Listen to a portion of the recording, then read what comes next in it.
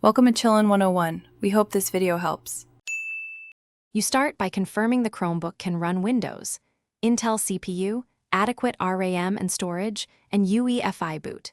Next, make a full backup and create a Chrome OS recovery USB so you can restore if needed. Once done, enable developer mode and allow USB boot. This unlocks firmware options.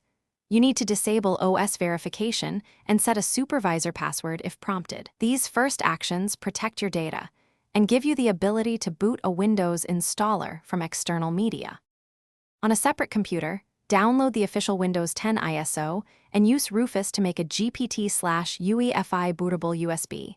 Choose NTFS and the proper partition scheme. If your Chromebook firmware lacks native USB booting for Windows, flash a verified custom firmware. Follow the model-specific instructions carefully. Then insert the Windows USB, reboot into the boot menu, and boot the installer. During installation, delete Chrome OS partitions, create an NTFS partition, and proceed with a standard Windows install, making sure drivers will be addressed next. After Windows is installed, install drivers for chipset, display, audio, touchpad, Wi-Fi, and power management. Use official vendor drivers when available, otherwise use community packs tailored to your model. Once drivers are stable, restore firmware settings you changed and re-enable security features like TPM or Secure Boot if compatible.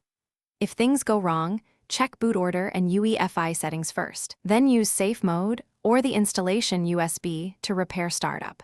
A key tip: keep your Chrome OS recovery USB until you're fully confident the system is stable. Thanks for watching. Consider subscribing if we helped you.